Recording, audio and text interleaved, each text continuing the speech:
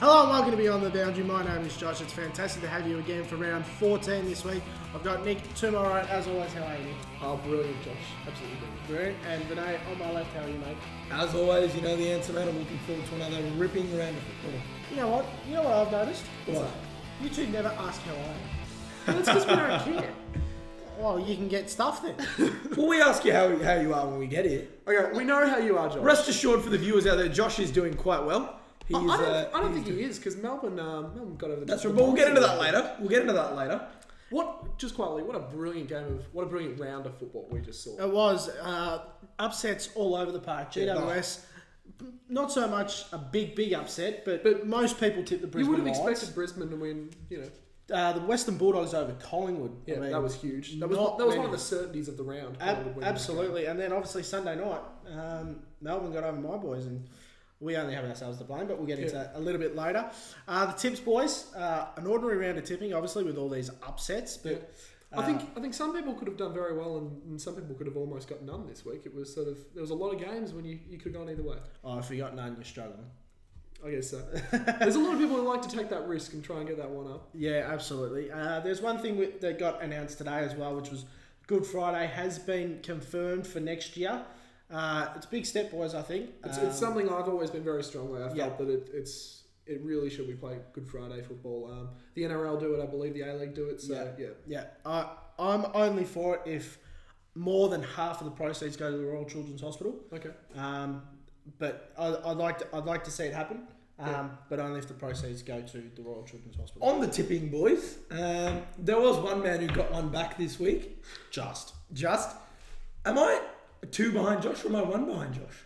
I believe you are 2 behind Josh. I reckon they're shortchanging me. You're 3 off the lead. All right, okay. You were 5 back at one point, so you. Okay, interesting. All right, well, what I am alluding to there is that I'm coming back. I'm hunting you guys down like Patrick Dangerfield hunts down his opponents, and maybe some strange tips this week. Very average analogy there, but anyway, let's get into the game. I think we'll put crickets in the background. That was horrible. Might do just that. Richmond versus Sydney. I was due for a bad one. Richmond versus Sydney, Friday night at the MCG. Last time these two teams played, it was Sydney by 47 points. What do you think, guys? You have a bad one every week, so don't give me that stuff. I have a good one every week as well. No, you don't. Richmond and Sydney, boys. One thing I want to mention. Richmond, their football club is in all sorts of trouble at the moment. They're equal last. Yes, that's equal last. unbelievable. If I had told somebody in the football community that they at the start of the year that Richmond would be equal last with St Kilda at some stage of the year, they would have laughed it off. We like to put a bit of manure on this guy here, but he had Richmond in the top. Bugger off! You guys had him 5th and 6th, so. But you had him in the top 4. I think almost half of people. I think what we've learned from this round. Is there is no such thing as a certainty in AFL football. Yeah. There is no such thing. There is never a certainty. There is never a dead set. This is definitely going to happen. Oh, we've seen that not happen once, twice, or thrice, but on numerous occasions this weekend. And Richmond Football Club, they're in some trouble. I was listening to some Richmond fans on the radio, and they were all obviously very distraught. And they feel the club must get into rebuild mode. And there was a comparison made between Richmond and North. North, they were in a similar situation a couple of years back. Yep. And they had the list, and the only thing they didn't have is the money. Yep. Richmond are almost the opposite. They've got an average to good list, but they've got a lot of money. They've got a very strong supporter base. Everyone loves the Tiger Army. Where do you think their next step is? Because the way they're playing right now tells me that they're not too sure where they're headed. One suggestion would be to reassess the way they go into their trade period. They've sort of had some real hits and misses. They've been one of the most active teams in the trade period in recent years. I'd say hit and misses. They've only hit once, and that was of our marriage, I think. Yeah, that's probably a fair call. I think Bashar Hooley has been quite good. There have been some players who have improved since they've come into the team.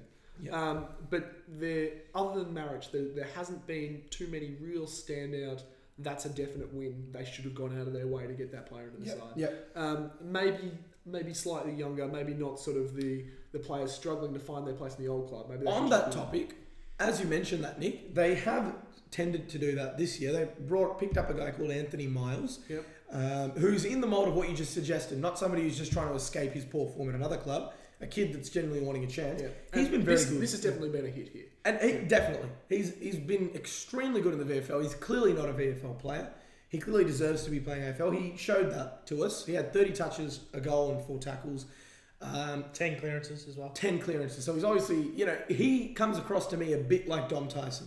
Yep. Also came across from GWS. Yep. And has had a big impact for Melbourne. So maybe, if they can have a good sort of, off season. I know it's silly to be talking about it already, only halfway through, but if they can, look to just finishing off the season well, could be some good things. They're winning a lot of uncontested ball at the moment of the Richmond Tigers, and that's one area of their game that they're really excelling at. Well, Josh has mentioned that they don't run hard enough both ways. They've got too many one-way runners, Hawley, Cochin, another man that I'll let Josh get to later. But what do you mean later? Well, you're going to mention him, aren't you, Brett? On the page when I get a chance. Oh, okay. Been very busy the last couple of days. Okay. Yeah. Well, maybe now you think Brett Deledio has not been up to scratch? No, absolutely not. He had 21 disposals on the weekend, but only 5 of those were contested, and he had 7 pressure acts and only 6 score involvements. It's not what you'd expect from a former number 1 draft pick, one of the best players at the club. He was very good earlier in the season. He was. But when Richmond really need him now, when they're really struggling, he hasn't been steady. His last month has been pretty ordinary. Well, when he's on song, he's an All-Australian. Oh, absolutely. He's one of the most damaging players in the game. He can kick goals from 60 metres out. One of the most accurate kicks. A bit like Luke Hodge. Same draft as well, I believe. I think maybe a couple of years after. But a couple of years after. Yep. But he's very similar to Luke Hodge. I think it's unfair that when a team is performing badly, yes, the leaders need to stand up. I think Brett Delidio's bad patch of form has just come at the wrong time. Yep. It's when all the attention has been zeroed in on Richmond. Yep. He just happens to be in bad form. So all of a sudden everyone's saying... That's probably a fair assessment. Moving on to the Sydney Swans, Lance Franklin, we talk about him every bloody week, but he is in some stellar form. We're in love with him.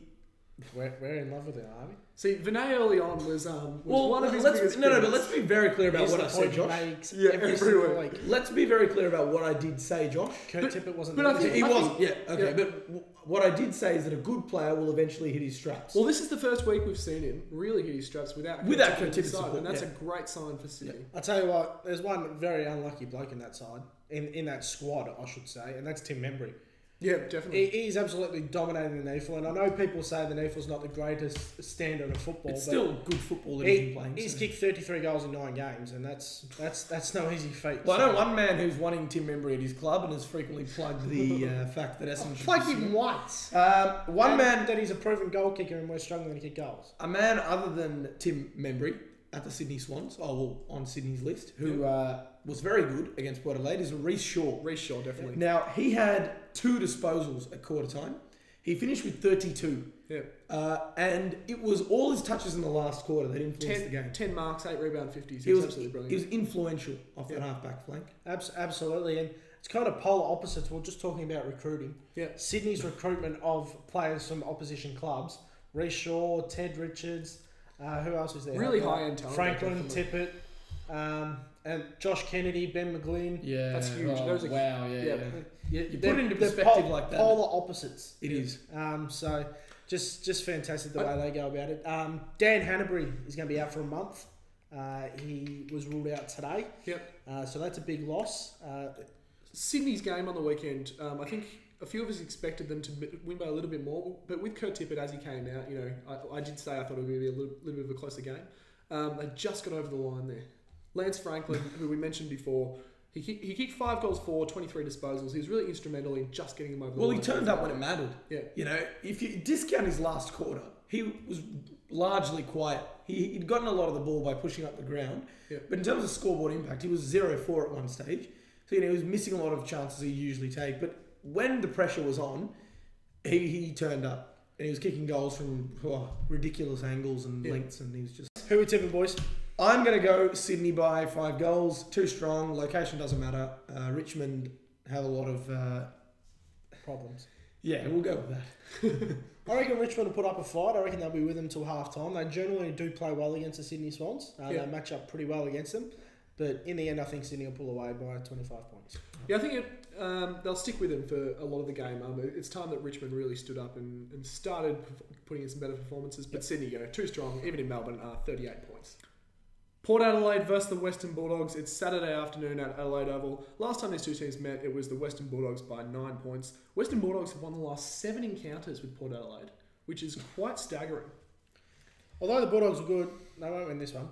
Let's just We said at the top of the show that there are no certainties in the AFL, but Rickard is just... I'm happy to put this down as a certainty. Okay. It's a certainty card. Yeah, put it up. Port Adelaide will want to bounce back after losing. Ken Hinkley said after the match that despite it being a very good game that Port Adelaide played and just got beaten by better opposition on the day, he hates losing, so you can guarantee that Ken Hinkley will have his boys on the track, raring to go for this game, for sure, to make sure they stay game clear on top. It is the hardest trip in the AFL at the moment, travelling over to the Adelaide Oval.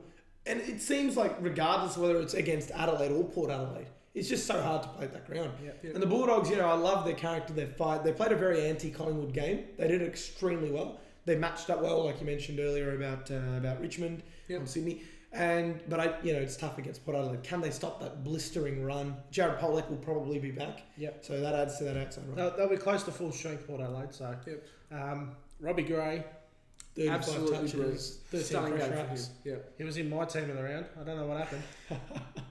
Anyway, but he's been great for quite a few weeks now, and all season really. He's all Australian. Yeah, and he's fast becoming one of their very best at the Port Adelaide Football Club. Absolutely. I mean, he did his knee 2-3 years ago, and he had a promising career before then. And to see him bounce back has been absolutely fantastic. And the type of football he's playing at the moment is just absolutely outstanding. Definitely. Speaking of all Australian, there's one player who I think is a sneaky chance, Mathew Lobbe. Last couple of weeks and for most of the season as well, he's been very good. He had 40 hitouts this week. 20 disposals, and I believe he had 5 tackles as well. So that was a great performance from a ruckman. He is last year was the highest tackling. He had the highest tackle numbers for any ruckman. Yeah. So he is a very good, ground level kind of worker. One other Port Adelaide player that I want to ask you about, Brad Ebert. He had 40 disposals and a goal to go with 5 tackles on the weekend. 9 clearances, 8 inside 50s. And he can be a very useful tagger. Yep. He's a very good run with player. Have they found an absolute gem here? Oh, to be honest, I think it's more Brad Ebert that needs to be given credit here, because he was down in the dumps at the West Coast Eagles, and he was given the opportunity by Port Adelaide to come home to where his father's a massive name in that football club. Of course, yeah. And it's a credit to him the way he's changed his game, because at the West Coast Eagles he was in and out, in and out, in and out. He cemented himself inside that Port Adelaide midfield, and he's worked on his efficiency. He's worked on his kicking, his disposal. His work rate has fantastic. Been through the roof. I think it's also a credit, I know we keep saying it, but to Ken Hinkley, he's really getting the best out of every player at this football club. And it's sort of correlated with Ken Hinkley becoming this club that Brad Ebert has shown his best form. I have no shame in saying this, and I'll wobble. No, here we go. I said that Ken Hinkley would be the best thing that happened in this football club. You like reminding us He does not let us forget that. He was 5 years overdue of a senior coaching job. Fair call. You were right. One man who is going to be going into a senior coaching role once he retires has been guaranteed it.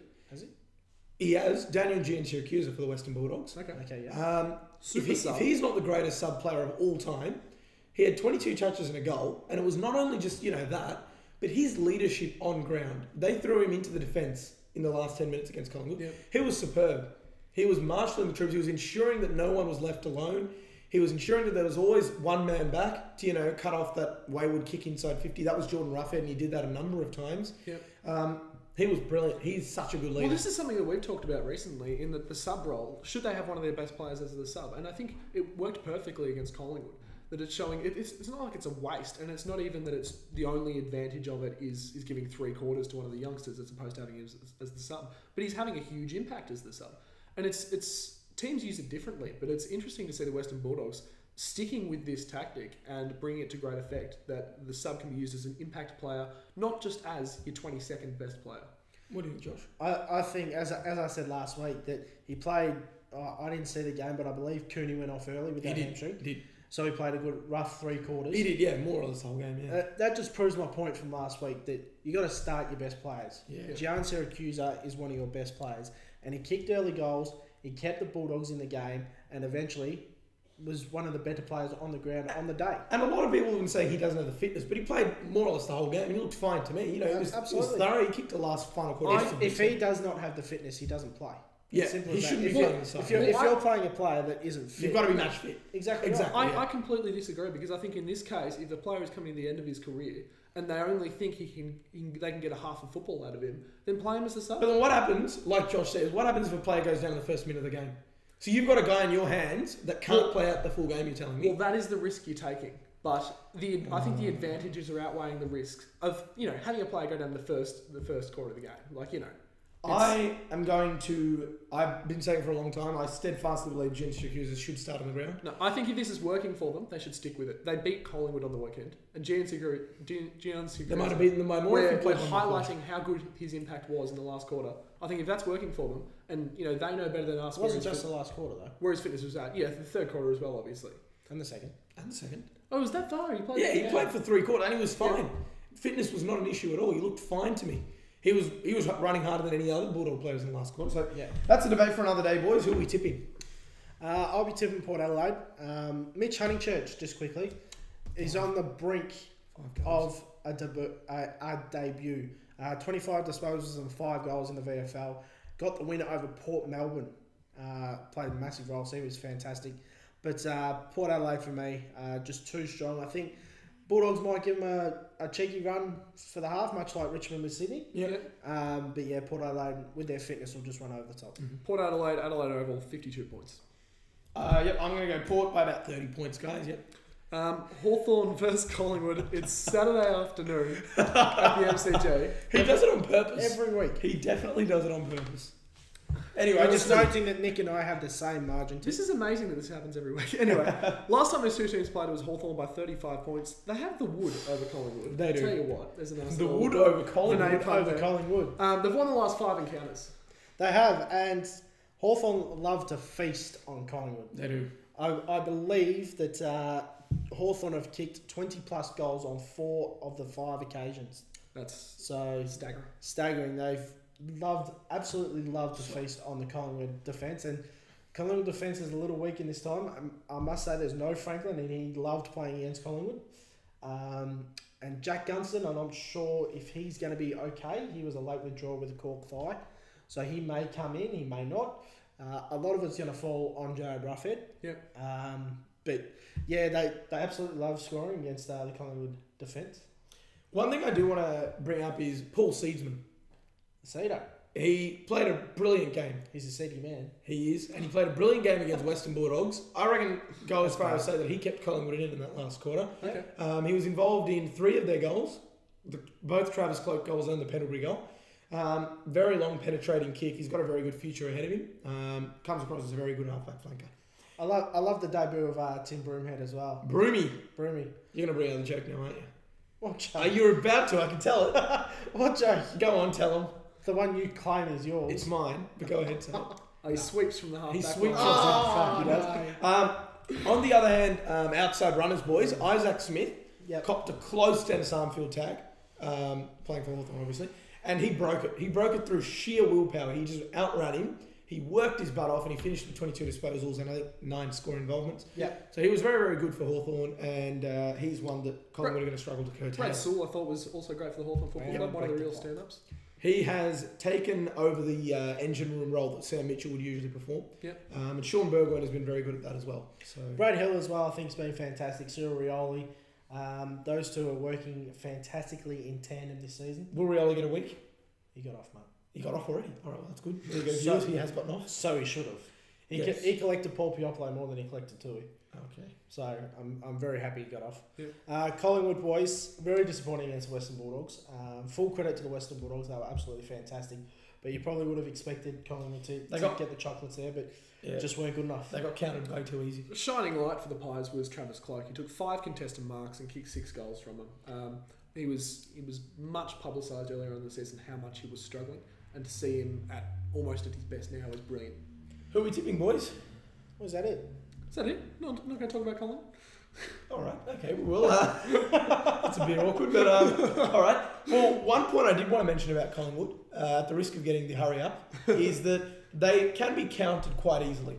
Yep. And what we saw the Bulldogs do is man up. All they did was match up, and Collingwood struggled. They had no outside run apart from Seedsman in that last quarter. They played one-on-one football, didn't they? Exactly, and it worked. It worked to a T, and to an extent, Adelaide did the exact same thing.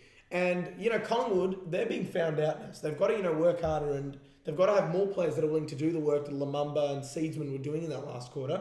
Just sheer gut running. Yeah. And against Hawthorn, who literally, at the moment, they're winning every single game through sheer willpower and force of, will. So Collingwood are up against it, boys. They are up against it. In this game, I think you might see a senior player come in. I think that senior player may be Ben Hudson. Yep. I just feel that maybe Jared Witts may need a bit of a spell. Yep. He's been pretty good this season. Yep. Him and Brodie Grundy have worked well in the early stages of the game, the year, sorry. But I just feel that just need a bit more senior experience in the ruck there. Segler was pretty good for the Hawks on the weekend, so they could use a big body too. Coming up against his former side is Johnny Segler, so he'll be keen to put out a statement. I think now we get to the tips. tips. Now we get to our tips. Nicholas, you have first call. I'm going to say Hawthorn by 21 points. I think Travis Cloke in the form that he's in. Hawthorn's defence still a little bit on demand there, so Travis Cloke could do well against them. But Hawthorn will still be too good in the end. 21 points. Brian Lake and Ben Stratton could come back this week. Are they both a chance, are they? Both a chance to come back. Big chance. That is not good news. If you're a Collingwood fan, what you can take is that Rioli will be playing, Lake could be playing, and Stratton could be playing. And Gunston. And Gunston. So definitely not what you're going to want to take out of this. But no. I'm going to tip Hawthorn by 25. Boys, too strong. Hawthorn for me. Just too strong. Collingwood aren't in the greatest form. Hawthorn by 37, but wouldn't be surprised if Collingwood do get up. 37? Despite me picking them by 37 What do you know that, Nick? That's a 6-goal. Mixed messages here, if you ask me. I know.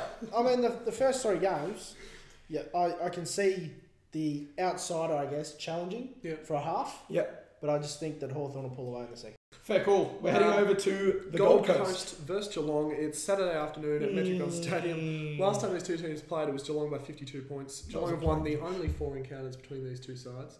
I think Gold Coast were pretty good on the weekend.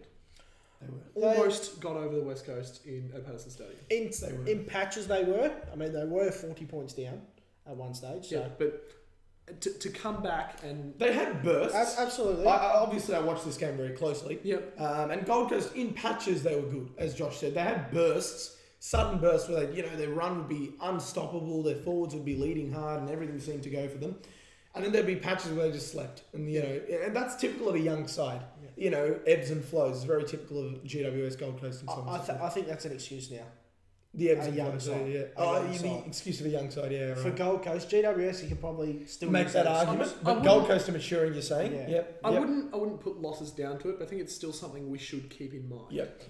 One thing I do want to mention is that they still played a good game. Dion Prestia's in All-Australian form, for sure. He'd be my All-Australian side at the moment. 38 touches. 38 contested, 7 clearances, 6 inside 50s and a goal.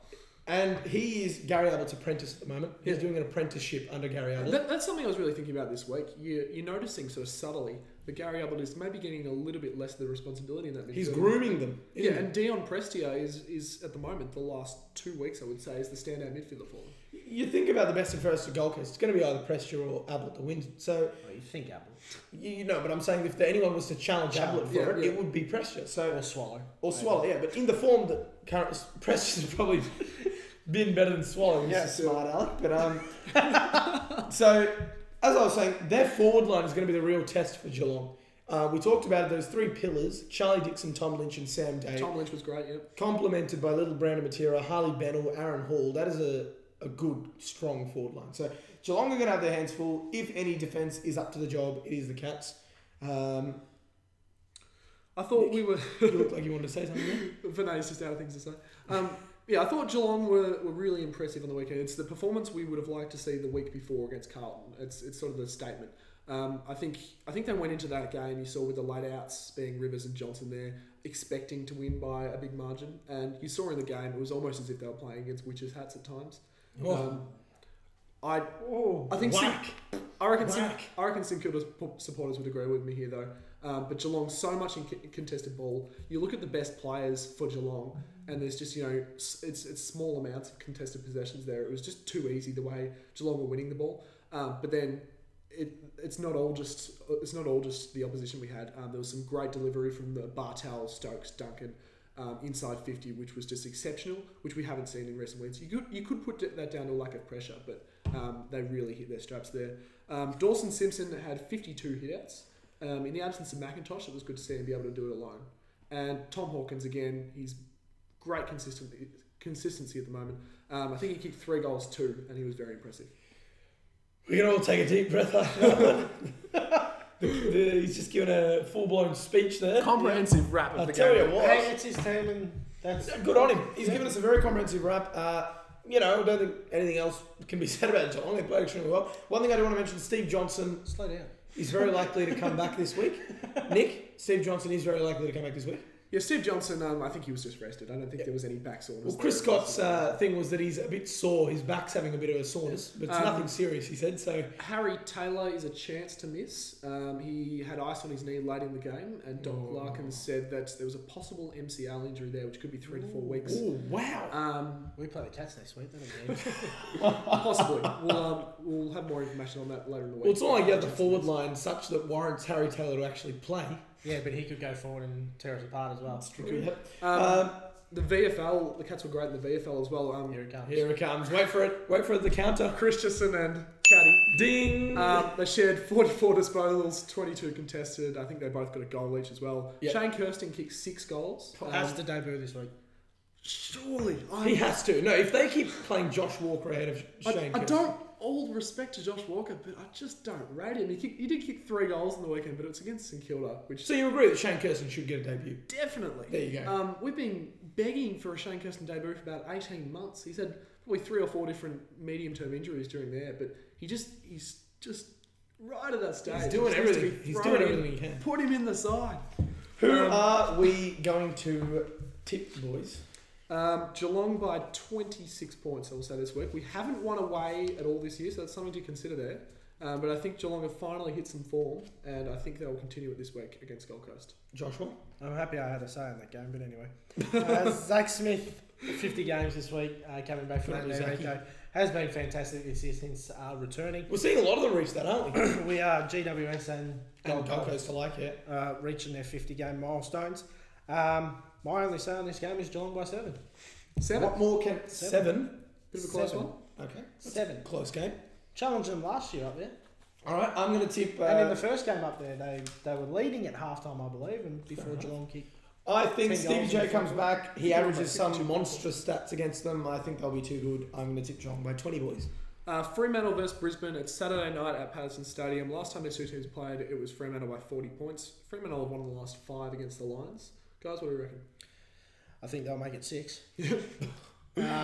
Jonathan Brown, guys. I play my certainty card here.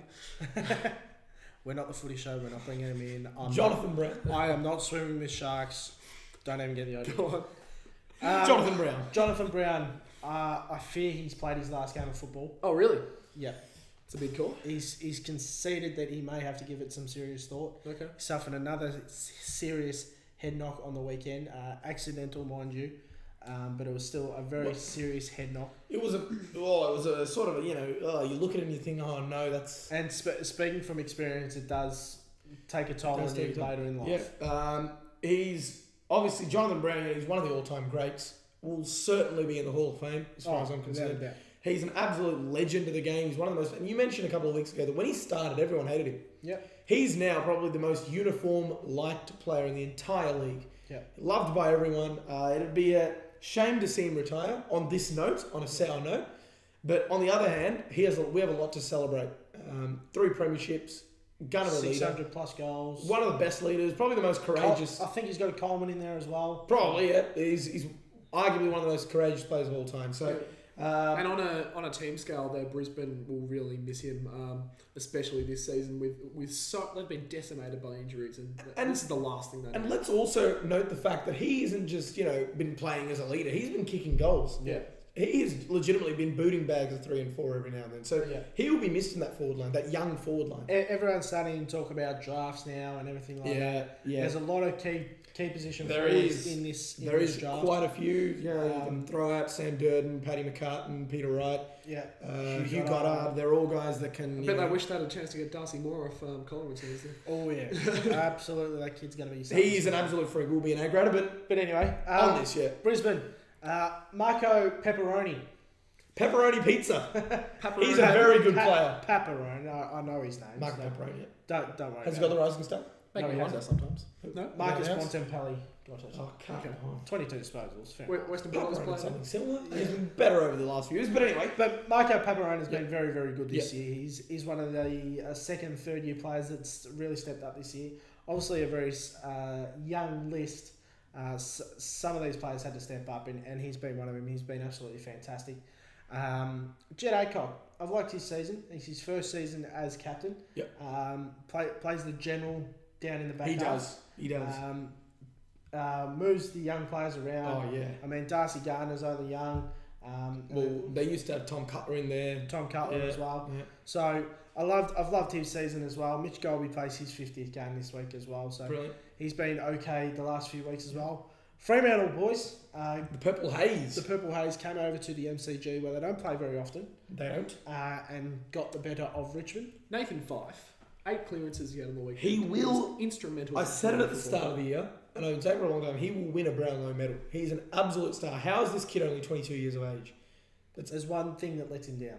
His efficiency. Yes. His kicking efficiency. He's improved that this year. He has. He definitely has. He's on the improve. But I don't think, and you'll probably back me up on this, and so will you, there is not a better marking midfielder in the game. Yeah, definitely. He's the best contested mark in the AFL. He's vertical leap, his run and jump. He marks. Sorry, like best contested mark in the AFL. No, the best contested mark midfielder in the AFL. His run and jump and vertical leap are unequaled by any other midfielder. Yeah. I can't think of any other midfielder that does it as well as he does. Josh is trying to think of one. I am. He's a star. Keep going. And the Ross the Boss, he has some favourites in his team. This guy's one of them, Michael Barlow. Another consistent, you know, he's just captain consistency. 23 disposals or something, 2 goals, like 5 or 6 tackles. Hayden Ballantyne was great as well. He kicked 6 goals. Exceptional. I thought of one. Your Yep. boy's not too bad. Who? Joel Selwyn. Number 3. Oh, Jimmy Butt. Yeah, he's a pretty good contested mark. I think No, Nathan he's not better than Nathan Fyfe. Come on. It's- Fyfe it's- has had mark of the year. It's not what he's known for. Yeah, exactly. Fyfe is known for... Anyway, a lot of the players themselves said that he's the best contested mark midfielder they've seen. Yeah. So there's that. Freo, do they face a challenge in Brisbane? Can Brisbane... What do they have to play for here, Josh? Tell me that. Pride. Yep. That's about it. Okay. Well, they can't, I they can't love- make finals and... I'd love to entertain the thought for you that Brisbane are a chance in this game, but they just aren't. I mean, Tom Cutler is likelihood to come back, as is Nick Robertson. Both of them had 29 disposals in the NEAFL. Nick Robinson, our main man there up in Brisbane. I'd love to see Leopard give Zach O'Brien a full game. He's played 3 games now. Oh, All Leper, this stuff. what are you doing to me, Leper? Give the man a full game. Come on. Can we? I reckon the Beyond the Boundary team should just take over the coaching duties of At Brisbane and Richmond. or at least the team selection, because there are some young guns up there who are just wasting their time. Yeah. Oh, anyway. Well, They're boys, not, they're not wasting their time. It's about development. one last point I'll make before we We should get get into the development tip in the is that Fremantle, they're still in the top 4, and these are games, they've got a relatively easy Are run they? coming up. I think they're 5th. Okay, well, they've got a few easy games coming up in the Catch them in fixture. the top 4. So they would expect to win all of them and finish in the top 4 by the end of the year. They've got, I think, the easiest draw from now onwards. Collingwood's pretty good as well. No, but according to Champion data, they did a ranking, Okay, and yeah. Fremantle have the easiest draw. So they play Well, the most bottom 8 teams from now on. So. You think they will finish top 4? Well, given their draw, I think they should. Because I'm interested to hear out of Port Adelaide, Sydney, you've got Geelong, Fremantle, Collingwood. Hawthorn's the one I missed there. What I'm But- saying is that eventually Fremantle, the only top 8 team they play is in round 21, and that's Geelong. Yep. Up until then, they're playing all bottom 8 sides. So I cannot see them, they're a consistent side, so I'd expect that they win the games that they should win. They'll make the top 4 in my opinion. Interesting. Yep. I disagree, but interesting. Fair enough. Fair Who are tipping? We're a team of conflict here, Josh. That's fine. Makes I'll- for good banter. It does. I'll kick us off. I've seen a pattern in recent weeks in Fremantle that they're not. They see no need to put sides away. They hold that 6-goal margin and they win by it. Fremantle by 34 points. Yeah, I agree with that. Ross is a type of coach that doesn't put his foot on the pedal. Ross the boss. Ross, the boss, doesn't put his foot on the pedal. Once he knows he's got a lead, he strangles the opposition And just prevents them It's- from scoring. that's- prevents them. That's from the scoring. only part of their game style I like, to be honest. The fact that they don't just throw all their eggs in the basket of just trying to get percentage. They just take the. Well, they do. They get a big margin and they prevent the other team from scoring. They don't just lay on. But lay they rest don't on the do a laurels. Hawthorn where in the last quarter when they're already 80 points up, they'll put 60 points on the. We love Hawthorn. We love Fremantle. Fremantle by 40. I love Fremantle. I'm tipping them by 30. Essendon versus Adelaide Saturday night at Etihad Stadium. Last time those two teams played, it was See the Essendon by bombers 35 choke. points. Choke. Josh, what happened? Essendon Football Club. As I was just seeing the Bombers choke. Melbourne do have a good record against them. Four of the last 5, Melbourne have now gone on us. And I feel bad for them. I feel very bad for them because, by all right, they probably should have won the game. But we always say should have, could have, did they? They didn't. That's the bottom line. Melbourne won the game. They got the 4 points. They did everything better than Essendon. Absolutely. So, well, they didn't. Not in a technical sense, but I'm talking about when it mattered. Yeah. They did everything better than Essendon. But if you look at the stat sheet, Essendon, you look at the Bombers and you think, where did we go wrong? It's just one quarter that we sort of put the foot on the brake and it cost them. David Zaharakis though, Joe Watson's exit. I don't want to say it's a good thing, but he will have a more prominent midfield role now, will he? Yeah. And he has embraced that with both hands. He 34 goals. 34 goals. 34 I goals. wish. This is the 34 disposals. We're discussing his 34 disposals and 4 goals. 2 of them were 50s. crucial back-to-back last quarter goals. And that were almost a replay of each other. He almost won them the game there. He's the clutch king. He's the clutch king, this kid. Key word there. Almost. What do you call him? Zaka? Zaka. Well, Sam Newman calls him Zaka, so I'm inclined to go with the great man. But boys, he will be very good. And he'll get a tag. He'll get the Kerridge tag, in my opinion. They tagged Stanton, Melbourne. Yep. I don't rate Stanton that high, so I think Zaharakis should be the one that gets the tag. Boys, we had 33 more inside 50s, 9 more scoring shots, kicked 10 goals, 17. Some of these shots were from 15, 20 metres out, set shots. Tom Bell Chambers missed 3 very, very easy shots. We got no one else to blame but ourselves. And Nick, 33 more inside 50s. Okay. I think... No, this is just something I quickly want to mention before we continue. 33 inside 50s. How much did they lose by? 1 point. 1 point. So how many of those inside 50s would they have had to convert to a score to win? 2. It's just simple. We're doing a bit of maths here on Beyond the Boundary. That is just such a small percentage. It's just the fail to convert. It's almost West Coast syndrome. I think I will talk about this later, but I think a lot of it was credit to Melbourne's defensive game style. I know Essendon wasted some opportunities. It's 7-12 or something they were, weren't they? 10-17, did you say? We're finished with 10-17. Okay, well, Jesus, that's... Yeah. But anyway, as I was saying... You were, sorry, continue. It does have an impact, but this week it didn't. We all know what he's talking about. We have no one else to blame but ourselves. 10 goals, 17 is no excuse. Yeah. No excuse. So and for those of you that are slow... The big elephant in the room. He is talking about the ongoing debacle that is plaguing the Essendon. Absolutely. But it has taken a toll over the 16 months, but this week was no excuse. We should have won that game by 6 or 7 goals. Okay. Fair call. A few guys coming in for Essendon. I like Kurt Aylett. Yep. He had a lot of disposal. He had 15 tackles. And, Bomber gave him a chance as a sub, and then, played him. He did play the one full game against Sydney. I think you've got to give him another chance. Come on, he's only young. He's come across from GWS, so maybe see him in. Trav Collier, maybe? Trav Collier was fantastic yesterday in the VFL. I was there. Do a bit of media work for the VFL side, so I was there. Plug. Yeah, continue.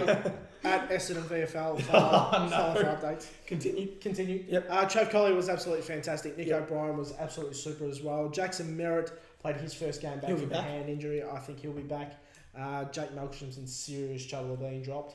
That's unbelievable. His form at the second half of last year was absolutely fantastic. And now it's just gone the other way. He finished top 5 in the BNF and he's just gone the other way. Yep. Kurt Aylett, as he said, I am desperately wanting Sean Edwards to get a game. He took one of the best marks I've ever seen on the weekend. Oh, yeah. Absolutely huge. It was a big hanger. So Essendon, they should probably win this. You'd hope. There is another team in this game. It's the Adelaide Crows. The pride of South Australia. The pride of South Australia, as they like to call themselves. Yep. 3 standouts for them on the weekend. Eddie Betts, Sam Kerridge, as you mentioned before, and Brodie Smith. He has been great this year, and we discussed a couple of weeks ago how he's just about in All-Australian form. He'd be certainly one considered an off half-back there. Yep, for sure. There's 2 certainties in this game. What's that? Heathcock can go to Patrick Dangerfield. Oh, well, that's every man and his dog knows that. Yep, continue. And Jason Winderlich will play on Brodie Smith as a defensive forward. Okay. All right, well, that's to be expected. You know, you don't want to let Brodie Smith kill you with that lethal left foot of his. So, Brodie Smith had right 6 rebound 50s on the weekend and 4 inside 50s playing off half back. So. And a goal, I think. That's what Angus Monfils was very, very good at when he played at Essendon. He was a very good defensive forward. Yep. And we miss him desperately for that. So Licker will be filling that role. Licker will take that role, I feel. They were very good on Saturday night against North Melbourne at Adelaide. Yep. I thought their midfield really dominated North's, which probably I would have said North at the start of the game would have the advantage there. Yep. Have the advantage. Daniel Taylor is having a fantastic season. He definitely is. Drew Petrie had his flying under the radar a little was Daniel Taylor. Absolutely. Drew Petrie came off 6 goals, I think. 4-4, sorry. And he had one of his best games of the season. Did Drew Petrie against Richmond and came into the Adelaide game and Daniel Taylor just shut him down, gave him no opportunity. I think Petrie kicked one late goal, I think it was. So no, okay, you're right. Yeah. But Sam Kerridge was absolutely fantastic. Loves playing against North Melbourne. He's kicked less than 20 goals in his career. 10 of them are coming against North Melbourne. So well, that's because he's including a bag of 4 and 6. And 6, yeah, it was a 6-goal haul that really tickled him. So he might be a sneaky. So what? That tickled him. Tickled him. Made him laugh, made him smile. You know, made him happy. That's why we have you on the show, but. So Adelaide, one other man that will really take it to the Bombers, who won't get tagged, Batman Sloan. Every single week, he's just been superb. So Essendon will have to match that. I think they have to win this, the Bombers. The finals are more or less gone if they don't win this. Well, yeah. Because they've got Geelong the following week. Yeah. You don't want to... after that, and then Collingwood. I don't think you've played Sydney yet either, so... Oh, yes, we know they have to win this. Yes. Do you think they will win this? I think they will. I'm going to say they will. I'm going to back the Bombers. I think, by all right, they should have beat Melbourne. I think they'll wake up this week. Bombers are a very strict coach. He's a very disciplined man. Yep. He'll have them doing the rounds and he'll make sure that they get this job done. So Adelaide, last time they played at Etihad, I think they lost to St Kilda, didn't they? No, they smashed. They smashed St Kilda. Why do I keep getting that? I keep thinking St Kilda beat them. Anyway. Nevertheless, a margin. I'm saying Essendon by 10 points. It'll be a close affair. I'll leave you to... Okay. I'll get to you in a sec. I'll say Essendon by 5 points. I do think it'll be a very close game. Adelaide will take it up to them, but Essendon will get the job done. I'm looking forward to this game because we very, very rarely play Adelaide in Victoria. Okay, so you get to see the Dangerfields and the Sloans and that. I think the last time we played Adelaide in Victoria, it was Dangerfield's first game. Okay. Wow. So, well, hasn't he come a long way? Back in 2010, I think it was. Okay. So, looking forward to seeing the Danger Man and Rory Sloane. I don't just go to watch my side, I go to watch the opposition as well and the best players. So good to see them, but... Tipping us, I'm not giving a margin. I just want to win. Not giving me a margin. I'm not all that confident. But it's the rules. We need a margin. Essendon by 1. 1. It was the most common margin in AFL. So I think... Is it? It is. 1 point. 1 point is the most common margin in AFL football. No, the most common margin is 1 point. Yep. There you go. Believe it or not. 5. So, next game, it's GWS versus Carlton. We're flying up Sunday to afternoon at Spotless Stadium. Very clean up there. Very clean. Last time those two teams played, he was waiting all show to use that one. Carlton by 96 points. It was last time. Jesus. Yeah, GWS were brilliant against the Brisbane Lions. They took their opportunities and were absolutely fantastic. Their forward combination up there worked well. Yeah, Jeremy Cameron and Jonathan Patton were absolutely 7 fantastic. goals between them. Yeah, Cameron kicked 4, Patton kicked 3. So 7 between them. But the big mummy. He's having a massive presence. I've said it before, like he's definitely in the All-Australian. He should be the All-Australian ruckman. By the end of the year... The only thing is that he's missed a month of football. He has, but I still think by the end of the year, he will be an All-Australian ruckman. I think it'll be the squad, but I don't think it'll be the ruckman. Interesting. Wait a sec. Two players for the GWS Giants. One of them who cops a lot of praise and one of them who cops a lot of criticism. Tom Scully and Callum Ward. I'm glad that you brought up Tom Scully. Yep. Tom Scully, ever since he's moved to that club, they're saying, they're paying him far too much. He's not performing at the level he's expected to, but this week he was very, very good. Absolutely. I've always rated Tom. I actually played against him as a junior. Wasn't that a claim to fame? I think he had 70 touches one day. Okay. But he is an elite runner. He's an elite runner, and the GWS Giants have tried to give him a tagging role because of that running capacity. Because of that running capacity, but I think he's better as an attacking midfielder. Definitely. I obviously went to the same school as Tom, so I watched a lot. Obviously. I watched him play a lot, and not obviously, but I watched him play quite a lot for Halebury. And he was always used as an attacking midfielder. Yeah. So when GW's brought him up there and used him as a tagger, I thought, well, they're arguing that they're not getting the best out of him, but they're making him play something that he's never done before. Yeah. Well, I think it's been more of the fans that have complained that they're not getting the best. Out But of I'm him. glad to see him play as a midfielder, which is what it should be. And I think he has a very bright future ahead of him. Still very young. He's still only, 21 or 20, so... Yeah. I heard... same age as me, so 22. Yes. I saw a quote from Kieran Jack during the week who said he values so much his role as a shutdown player early on in his career.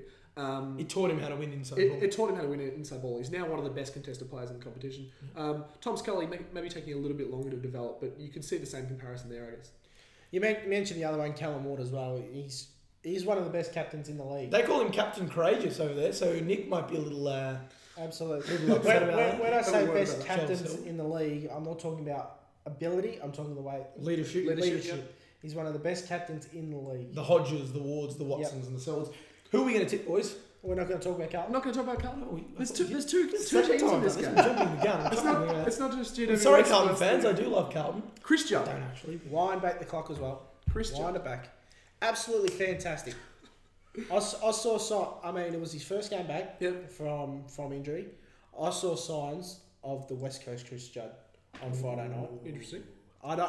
He didn't fully get back there. But I saw signs. I saw the bursts. I saw the skills. I saw The unstoppability of him. the unstoppability. Absolutely. Yeah, he's It's just a pity that he didn't have more around him. He's a out and out star. He is very much like Ablett when he's at his peak. He's very difficult to tag. He's very difficult to stop. Is this his last season? I think he'll go Probably. One more? one more. I reckon this might be it. I'm shifting in my seat as I say it, but I can't see Chris Judd. I'll and stay on the Jonathan fence Brown. then. both going the same. Another player I want to bring Glass to your as well. attention. Yeah, We'll talk about him in a second. Yeah. Another player I want to bring to your attention is Bryce Gibbs, who last week was very good. Week before he was very good. Very good this week. Absolutely. Yeah. Absolutely. Got there in the end. Got there in the end. Yep. Struggled to get that one out. I'm distracted by Vinay tapping his foot. But He has kicked me a few times. Continue. yeah, I have. Bryce Gibbs has been absolutely fantastic the last month. Again, very, very good on Friday night against the Hawks. A little unlucky to miss out on the team of the round. Correct. And Levi Casbolt was another standout for them. Absolutely, best game for the club. Took a ripping mark. Yeah. Not sure I agree with the Carlton Twitter saying it was mark of the year. It was a great pack mark, as opposed to all the mark of the years these days are the small forwards just kind of getting up Climbing the ladder and bloody... Not sure it was better than Chadwick Yards, but But it's good to see a great pack mark. absolutely. Casbolt has been playing for a while. He's got a very big boot on him as well. He's a very good kick for goal, and I think he's something that... I'm not sure he's a good kick for goal. You don't think so? I've seen him kick some pretty good goals. It was good on the weekend, Okay. but he generally He's shown signs that he can be a good kick at goal. And I think that's something they can work with, develop. Jared Wade is also getting older, so he might be a potential. Playing in defence a lot of the time too. Yep. So, yeah. So he's one that could be very good for them, Josh. Absolutely, and I think Carlton fans were excited by the way Levi Casbolt was kicking for goal. He has worked on it. He has got better since he first started, but it still needs a lot of work. And you can tell the fans have been a little bit frustrated when they say, "I don't care about the big pack mark. I was more happy with the way he kicked for goal." Yep. So he's worked hard on it. I'd like to see him back it up again this week. I'm always about backing it up the next week. Will the Carlton Football Club boys this week? Who are we going to tip? I'm going to say the Carlton Football Club will win. They took it to Hawthorn for 3 quarters, then fell asleep, but they'll finish GWS off like a Christmas dinner. And Carlton will win by 20 points. They will. Can we have a Vinay analogy kind of ding? Back up their good performance as well. Okay, Yeah. I was going to say, what are they? They didn't have to beat back the up? Hawks. Two good performances. Yeah, absolutely. They didn't beat the Hawks, obviously, but Yeah. they played very well against them. You know what? This is the kind of game that Carlton is expected to win and drop. They have all year. Expected to win it and drop it. Jeez, they'd be hard pressed to do that. Is that a draw? No. I'm not sure what that is. Winning They and go, dropping it. they go into the Yeah, game I know expected to what you win, mean. Yeah. and they drop the game. Who are you tipping? I'm tipping Carlton, but not with a lot of confidence. By how much? 14 points. Oh, Are you kidding me? Oh, don't you start. I wrote this down first. You can guess what my line Nick, is. who are you going to tip? Carlton will win Nick's the game going to tip Carlton by 14. by 14 points. My ink is the older ink here. I wrote that down first. Devon Smith and Adam Chalor play their 50th game. Well done, Adam and Devon. We're going to fly back down to Melbourne, boys, for the next game. St Kilda versus West Coast Sunday afternoon at Etihad Stadium. Last time these two teams played, it was West Coast by 25 points. The Eagles have won the last 3. St Kilda's not really flying too high at the moment, are they, boys? No, they're not. They're really, really struggling at this point. I think they've lost their last 6 in a row. 6 in a row? 6 in a row. They've been, pretty woeful. And they've been 6 pretty heavy losses as well. They've had no run. What were you guys are playing footsies over there? Seb Ross was a standout for them at Simmons Stadium on the weekend. 28 disposals, 5 marks, 4 clearances, and 6 rebound 50s. One really composed head in a side that was played like witches' hats, as I said earlier. Well, there was no run. People are saying that Nick Riewold's passed it, which is beyond me. Geelong fans are saying, I was watching him, he's just passed. He's close to all Australian centre forward. He is. But you cannot blame Nick Riewoldt when the midfield and the halfback movement is pathetically slow. If you get it in there with enough time for the entire Geelong side to get back to the defence, you can't blame Nick Riewoldt. I do have an opinion on Nick Riewoldt here. I watched him very closely on the weekend. Mark Blitzarves, Nick Riewoldt lined up in the forward line after half-time. Mark Blitzarves went straight to him. And Mark Blitzarves did a very good job on him. And that's a concern for Nick Riewoldt. When the delivery was coming in, they had 35 inside 50s. Nick Riewoldt took, I think, 4 marks, none of which were inside 50. No, but it's the delivery. It's not just the fact that they're kicking it in. You know, anyone can kick it in. But it's kicking it in that is in a position advantageous to the forward, which is what Hawthorn does so well, which is what Geelong does so well. So I don't think you can blame Nick Riewoldt for that. I think Mark Blitzarves didn't necessarily keep Riewoldt to a goal. I think St Kilda kept Nick Riewoldt to a goal. Yeah, I have to agree with him, to be honest, because really the delivery into Riewoldt is the key. I can see your point if Riewoldt... I think his goal was from a free kick as well. Okay, fair enough, but I can see your point if Riewold's leading, got a clear lead on Blitzarves and drops the mark. Yeah. But the thing is, the delivery has been poor to him. And there was an instance when Riewoldt was in defence and he called for it. He was in a lot of space, and Mathew Stokes just ran in front of him, took the mark. You could also say it was a bad kick. But again, this is just delivery. Yeah. There was a lot of mistakes. It was a game that you wanted Riewoldt to sort of. You thought he could have kicked 2 or 3 and stand up at the right times, but it was definitely a game to forget for St Kilda fans. Joey Montagna and Jack Stephen were subpar. David Armitage came back and had a minimal impact. He was so good last year. Yeah. So you'd expect them to lift for this game. It was only his first game back from a knee infection. Okay, well, I'll give him a break then. But he did play a couple of games in the VFL and he dominated them. So you'd expect him to do a little bit better than what he did. Yeah. Jack Stephen and Montagna again tagged out of it too easily. On the flip side of this coin, Josh. Can I say one more thing? Yes, you can. One more thing. Despite their very, very young list, there's still a lot of dead weight on that St Kilda list. I wouldn't be surprised at the end of the year. Culling? A lot of culling. Yeah. Okay. I'm not going to name names because there's too many of them. Alan Richards. I'm kidding. I'm kidding. Don't say that seriously, St Kilda fans. That was just a joke. That doesn't sound like that. We are running a bit late as always. Yeah. I won't name names, but there's probably a good 7 or 8 there that I don't think should be on an AFL list. Alan Richards. All right. Well, on the other side of this coin, boys, a very good list, as I've outspokenly said. The mighty, mighty Eagles. There were some real standouts for the Eagles. This is the round of the underdog. All the underdogs lifted and they won, which is why it was such an awful round for tipping. West Coast were brilliant. For 3/4 of the game, they were unbelievable. They showed what they did against Hawthorn, except this time they did it for 3/4. So they did it for 2 against Hawthorn, 3 against Gold Coast. Maybe they'll do it for 4 against St Kilda. Andrew Gaff is the only player I want to touch on because everyone else I've done to death. Nathan is a star. Gary Lund, you're an absolute flog. He's an absolute out-and-out star. 22 disposals, 35 hit-outs, 5 tackles, and I think something like 9 pressure acts. He's a gun. He got that winning goal. Him, Josh Kennedy, King Kennedy kicked 7 straight. Goals. So he's proven himself against a good defence. And Andrew Gaff has been very good. It was only about maybe 4 or 5 rounds into the year I thought he should be trade bait. I take that back, Andrew.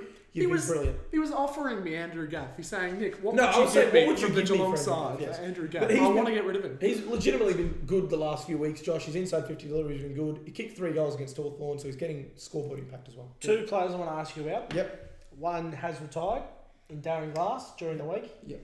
And the other one... I don't like this. I'll touch on it. Yep. Go on. Okay.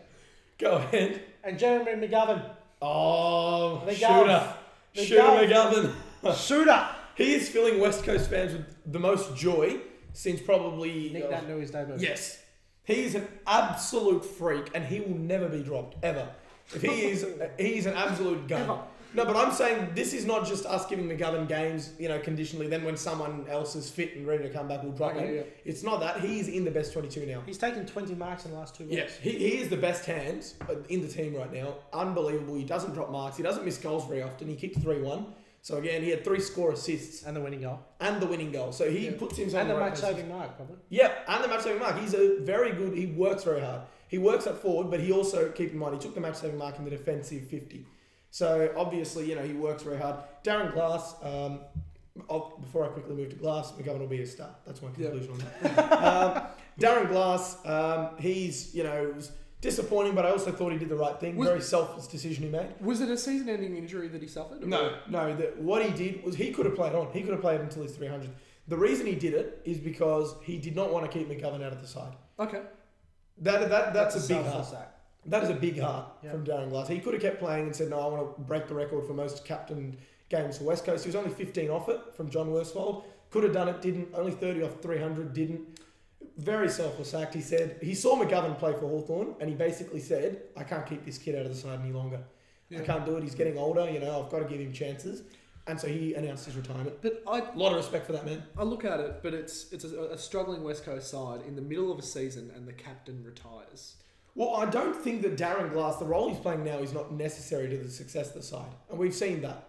The way that they played against Gold Coast. He's not playing a key position defence anymore. If anything, he takes probably the 4th best forward and he plays a run-off half-back. He's the captain. He's the person you look but for. I think when we a team have is a down lot like this. Josh Kennedy was captain and he kicked 7. This is what I've been saying with West Coast, that they've got to start playing the kids and everything like that. And Darren Glass has done the selfless act and allowed a kid to get some development in the senior side. Yeah. So I think if that's true, I don't know if that's true that he's... But yes. Yeah. What you just said, Because West Coast need to start developing these kids with the likes of Glass getting older, Cox, Waters. We say it almost weekly. I really don't want Waters to go. I really don't want him to. I don't want to go on about this, but what West Coast don't need is an injury, and they look for a replacement, and there's a hole in the list because their captain is just taking him outside of football, stop training. I don't think that's too much of an issue. West Coast, in my opinion, have one of the most talented lists in the AFL. Yeah. They've got the second most number of top first-round draft picks, so that's not going to be an issue. That's all I thought was strange. This will be a very important game. West Coast will move into 9th if they win. They will guaranteed move into 9th. Okay. Because Essendon and Adelaide are 10th and 9th, and they're playing each other, so one will obviously drop out. So, must win. Draw? Pardon? What if they draw? Well, if they draw, then... anyway, if they draw, I'll wear a bloody Essendon jersey Guernsey next week, alright? So, we've all tipped them under 10 points. Who are we going to tip in this game, Nick? I'm going to tip West Coast by 36 points. I don't know what Josh has done about there with tipping him under 10 points. Because I'm tipping him by 6 goals. Talk about the Essendon game. You just said... Oh, right, okay, go on. Anyway. Alright, yep. West Coast by 24. I'm going to tip West Coast by 25, boys. Melbourne versus North Melbourne. This will be a very good game of football. Sunday afternoon at the MCG. Last time these two teams played, North Melbourne by 122 points, if you do not mind. North Melbourne have won the last 11 encounters against Melbourne. 11. Well, Josh, you've got a man on your run sheet that I'm very interested to hear you talk about. I think he's an absolute gun. He's been dominating the VFL, been tracking him for a while, and now I think he's been knocking on the door, and now I think he's just gotten the wooden axe, and he's stuck it inside Brad Scott's head. So, can you tell us who this man is and what he did on the weekend? Inside Brad Scott's head? He's not only opened the door, but he's just gone to Brad Scott and gone, whack, pick me in the team. Trent Jamont. What did he do on the weekend? 37 disposals. It's not bad. As an 18-year-old. Decent game. As an 18-year-old, just got drafted this year. Yeah. Dominating VFL senior level. And he's been getting over 30 regularly. Yep. Been absolutely fantastic. First round draft pick for North Melbourne. Yep. Behind Luke McDonald. Hawthorn were very interested in him. Very interested, and they ended up taking Billy Hartung, but it was almost certain that they were going to take Dumont at one stage. Sorry, it was the second round draft pick, wasn't he? Dumont? Yeah. He was, he was touted as first round. Yeah, he was touted as first round. Hawthorn were going to take him in the first round. I think he went 20, 25. Yes, correct. That range, so. North's second round. Anyway. Continue, yes. Pick. They were disappointing against Adelaide. Mm-hmm. Very, very disappointing. We all tipped them. Yeah. Their run on the road this year has been absolutely fantastic. Yep. And just shows the fortress of Adelaide Oval It's very hard to go over there and get a win. So, but they were disappointing. Brent Harvey was absolutely fantastic again. Age isn't wearing him. We say it every week. But no, Age is breaking not the wearing. tags without any real difficulty. Levi Greenwood was absolutely fantastic. Just about to bring him up. Your man, My man, Levi. Levi. Josh is a big fan of Levi. He does like Levi Green. Okay. Only beaten by Hawthorn. Newest in there. One thing that does frustrate me a lot is that North Melbourne do not get enough out of their second tier midfielders. And the guy at the very head of that is Jack Zeeble. He had 12 touches on the weekend. Yeah. 12 touches. More than Joel Selwood did. Joel Selwood was under a bit of an injury. Yeah. No, but Joel Selwood also kicked 3 goals. Kicked 3 goals. Yeah. And he had a heavy Jack- tackle. This isn't about Joel. Jack Zeeble had no influence on the game whatsoever. Yeah. He's a terrific footballer, but he's never going to reach that elite level. I don't know what it He's is. never going to reach it, is he? I am I'm calling it now. If you didn't interrupt me, I was about to finish. Okay. I just said he's never going to reach it. It was Continue. quite baffling. Never going to reach that elite level unless unless he finds that consistency. he's one of Brad Scott's favourites. And I don't know what it is. He's got the yips, I think. He's the vice captain. He's obviously a very high draft pick. Brad Scott loves him. The team loves him. He's shown talent. He cannot be consistent. I don't know what it is with him. But he's got to fix that. On the other side of the coin, Melbourne. Lynden Dunn. How good Lynden were Dunn. He is a gun. Lynden Gunn, we should start calling him. Well, he had 16 rebound 50s. That is unheard of. If that doesn't tell you, Unprecedented. if that doesn't tell you what part of the ground he's playing on, people will tell me, I think he's playing in the midfield. No, if he's had 16 rebound 50s, he's playing off half back, and he's doing it incredibly well. 11 marks. He also had 7 spoils, 29 disposals. I think He's a big bulky lad, so he's not, he's good as a KPD, key position defender. Yeah. And North Melbourne, they've got a challenge here, legitimately.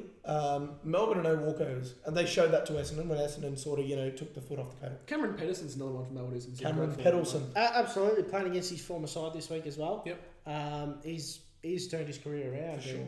He was a whipping boy at the start of the year. I remember reading some comments that they didn't want him on the list, and He used to stack shelves at Bunnings. He did. He was people were touting him at Melbourne as the 45th best player on the list. Oh no! And he kicked one of the goals that led to Essendon's. It was a goal from Demise. 55 metres, wasn't it? It was an unbelievable There's goal. a point I wanted to make about the Melbourne Football Club. I saw a stat 2 weeks ago. It's metres gained by handball, and there's only 4 teams in the competition that are in negative figures for metres gained, handballing backwards more than they handball forwards.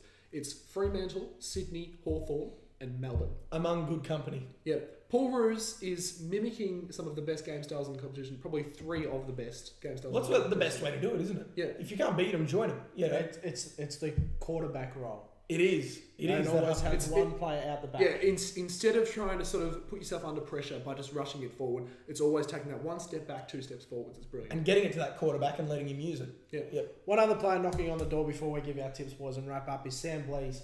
Melbourne fans are screaming for him to come into the side He's and a add a good bit player. more pace. He's very quick. However, how do you drop someone out of that side at the moment? They're playing really well. I think the player that they're all performing. I think the player that's playing his half forward role is Dean Kent, and he was exceptional against Essendon. Sammy Blease had 29 and 1 goal in the VFL on the weekend. You probably have to give him a chance. And was among the best. He's got supreme talent. He's very, very quick. He's got good skills. He's got good goal sense. I think Paul Roos would get the best out of him. For sure. It's funny to think that if Christian Salem hadn't done what he did, he'd probably be making way for this man. Wish he didn't. But couldn't have just hit the post. so Sam Blease may or may not come back. Christian Salem. Boys, tips. I'm going to say this will be a very good game of football. I hope the Melbourne fans get down for this game because their team's playing some great football at the moment. They'll take it up to North, but North will just get the job done by 8 points. 8? 8. Very Just close on the game. finish line. I think North will get it done as well. 15 points. I think they'd have to win, to be honest. They've got to win. Come on, North have to win. Yeah. Have to win. But you can say that every week. They generally win when they have to. Yeah, they wait until they have to win and they win. in saying that, I give Melbourne a massive, massive, massive chance. Yeah. But you're going to tip North, aren't you? I'm going to tip North. Biggest chicken. How many points? Chicken. 2 points. All right, boys. That about wraps up what was a Just about. bit of a roller coaster of a show. Oh, it always is here at Beyond the Boundary. You're just scrunching up your paper there, mate. Scrunching up my run sheet. It's done. It's over. Alright. Anyway, boys, our Twitter handles. Guys and N, JRicker99 What's up here, Josh? What's that? I think I see something on top of your head. It's right here. BTB AFL. It's not as far above his head as some might think. .au. Hit the footy in your top right hand corner somewhere. to subscribe. Yeah. Make sure you hit the subscribe button, not the actual footy. It'll exit out of the video. Thanks as always to our producer Justin Westhoff. He's a great help. Vinay, who do you want to thank? Oh, I never get sick of thanking them. Valium, thank you for the support.